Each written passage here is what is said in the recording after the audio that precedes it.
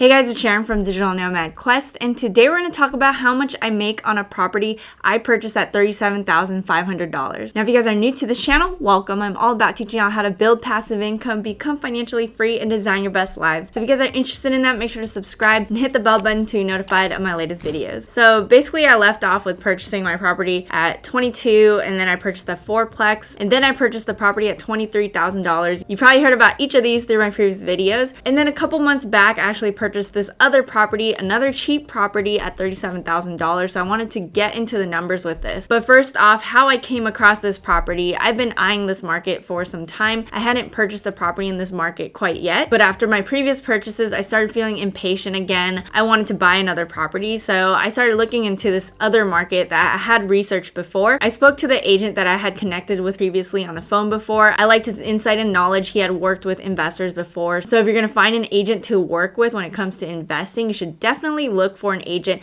who works with investors. He also had really good insight with the city and the neighborhood because he could tell me which areas were kind of bad to invest in and other areas that were good. So I felt like I could trust him, and I decided to connect with him again. I asked him if he had any deals that I could look at, as well as I sent over some deals I saw on Zillow to see what his thoughts were. He gave me some feedback on those deals, but he also told me that he had a property that he owned with some other partners and he wanted to sell that property. So the property the agent sent me was a 3-bedroom, 1-bath. It has a bonus room and a screen and covered back porch. It also has a storage building. It's also pretty close to the state university, so it's like a 6-minute drive, 10-minute drive from the airport. I do feel like the city's pretty small though, so a lot of things are pretty accessible, very easy to drive to the different landmarks and different locations. And it was 1,393 square feet, so it's decent size, I suppose. I feel like the 3-bedroom, 1-bath is pretty common in this area, and that size is actually decent for that area. I also felt like I could trust this agent because he always tells me if certain deals are bad or good. Now that I've worked with him so many times, he will even negotiate. Like even during escrow, there was one time where we dropped a property from $16,000 to $14,750, which is crazy. He's just really good at making sure that I get the best deals. We have that relationship now because we've done so many different deals together that I definitely trust this agent to work with. It was listed at $45,000, and he told me that if he were my agent, he would be able to knock that down to $39,000. And he told me the monthly rents, and it sounded pretty good. I took some time, thought about it, and I looked at the property, the listing, and I decided to counter with $35,000. And then he came back to me at $37,500, which I accepted. So I could have paid all cash with this purchase, but I remembered that the lender that I used, he told me that he could give me a loan for small amounts, like even $25,000. He could do that for me. So because of this, I decided to actually get a loan on this property because I'm finding that interest rates are pretty low at this time. And by leveraging money, I would have that amount of money that I could use for other deals in the future. So I spoke with the lender. He basically said that with such a low purchase price, he would need me to put a down payment of 25% instead of 20%, which is the usual for the conventional loan. So I decided to do that. So I put a 25% down payment at $9,375. So the great thing about this property is actually pretty turnkey because they've already been renting this out as a rental property. And my agent, he referred me to this property manager that they were already using for this property. And I talked to her and she said, oh, this property is going to be good for like at least another 5 years. No repairs really needed at this time. It's been very smooth with this property. So that sounded really good. I wasn't sure if that was exactly true, but it actually turned out to be true. It's just been really amazing. It's been really great for passive income. Now getting back to the purchase price and everything like that. So we got that down payment, but then I also had to pay closing costs at $4,728.61. And because the closing costs were over 50% of the down payment, it seems like a lot of money. And when it comes to like a smaller purchase price, it's going to amount to like a higher percent of the money you're going to put into the property. So it kind of made me rethink, like, should I have put all cash instead of done a conventional loan? I actually even did a poll on TikTok to see what people thought. I feel like the answers were kind of split. Some people said all cash, but a lot of people do say you should use less of your cash so you have more of that money put into other deals, which I believe is true, but at the same time, you want to make sure you're not over leveraging. It's a problem if you start over leveraging and borrowing a ton of money and then things go bad and then you have to pay back everything and you're in debt and it's just a lot of problems. But what I liked about this is that I purchased out of state in an affordable market. So if anything happens, I can always pay back everything, pay back the loans. I make sure that I'm not over leveraging with my purchases. Ultimately, I'm okay with it because the interest rate is pretty low on the property that I purchased, and I had money that I could use for other deals and for investing more in ETFs that I personally like. So my total cash in was $14,103.61. Now I started getting the monthly rental income right away. I started getting paying $595 a month for the rents. The tenant has been there for a long time, so there's not much to worry about. If I wanted to, I could probably fix it up and increase rents and things like that, but I'm pretty happy with how it is currently. So I don't feel the need to kind of remove the tenant, make upgrades, and try to make the place extremely nice. Like, I'm happy with $595 a month with rental income. Now the mortgage is about $132.96. Property taxes is around $87, and insurance is around $45. Now I pay 10% for property management fees, which is $59.50. So I'm actually going to be lowering that in the future because I'm actually getting more units with that property management company. And a lot of these companies can do discounts if you have more properties with them. So keep that in mind. If you have more properties and you're using the same PM company, they could possibly lower their fees for you. Now, subtracting the mortgage, the property taxes, insurance, and property management fees from the monthly rental income, I get about $270 cash flow per month. Now, you usually want to account for vacancies and repairs. So I usually account maybe 5% for vacancies and 10% for repairs. So if that's the case, I'm basically subtracting $89.25 from the $269.76. And that basically leaves me with $180.51 if you're thinking about it safely. My cash on cash returns would be over 15%. So I think that's pretty good. Usually I aim for 6 to 10%, but lately my investments have been over 10%. So I'm pretty happy with that. And when I say cash on cash return, I basically mean the cash flow times 12 divided by the amount of money you put into the deal. So in this example, I'm basically multiplying the 180.51 times 12 and then dividing that by the amount of money I put in, which is $14,103.61. Using the cash on cash return, you can basically see if you are getting a good deal or not. So I definitely recommend looking at that to help you analyze your deal. So how has it been performing now? It's actually been really good. I've had this property for a few months now and they've never missed a payment. It's been really smooth. And on top of that, the tenant actually paid 4 months in advance. So it's been really good because they've been on top of it and I got that direct deposit. I'm pretty happy with that. So it's one of those properties that I feel like it's going to be a set it and forget it thing. Maybe after 5 years, there's going to be some more repairs that are needed and the PM's been really good. So if any issues come up, I'm sure she's going to let me know right away and I'll make sure to approve it and make sure the tenant's happy. It's really important to work with a property management company that you trust and can communicate with you on time quickly and can get on top of different issues right away to make sure the tenant's happy. It just makes out-of-state investing very smooth. And since this purchase, me and my boyfriend actually purchased another property in this target market for less than $15,000, which I'll talk about in another video. And I'm in escrow for another 5 units after that. So I'm really excited about that. I'll be sharing more details of the journey, of the process, and all the numbers that it includes. If you guys are interested in more of this info on how to invest out of state, make sure to check my other videos on how to research a market, how to analyze deals, how to find the right property managers, and also check out our course Remote Rental Riches, where we take you step by step how to invest out of state for your first rental property. Now, if you guys like this video, let me know in the comments below. Let me know what you guys think about this purchase, if you guys think it was a good deal or not, and even let me know if you thought I should have purchased it all cash or not. Make sure to subscribe, hit the bell button to be notified of my latest videos, and I'll see you guys in the next one.